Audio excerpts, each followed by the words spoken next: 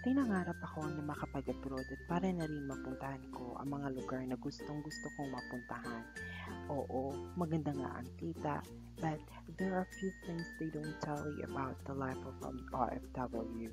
You need to be independent. When we are sick, we usually have to just shake it off or ride out a cold or a flu. We might actually work through our illnesses rather than lose the money we were going to earn that day. Every OFW comes to a point where he or she wants to drop everything and go back home. At may mga pagkakataon na hindi kami present pag may family event o special gathering. At ang isa sa napakalaking hamon sa aming mga OFW ay ang ma-homesick. Ay, shucks.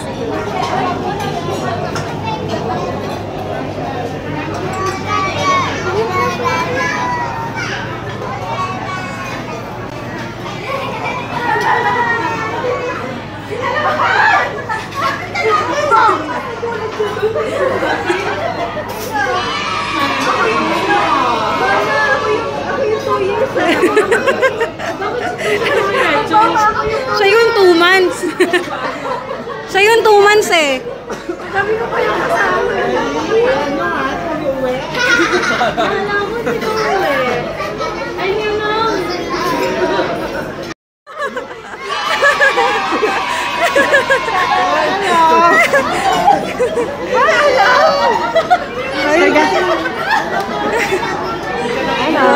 Hindi na kilala. Parang kasama na. Alam mo na. Hindi. Hindi na. Ay! Winner ka! Talo! Napansin! Doble! Ay! Doble, diba? Akala ko. Sorry ka. Sabi mo kabayaan, ha? Hindi kinaya. Sorry ka, wala. Hindi kinaya.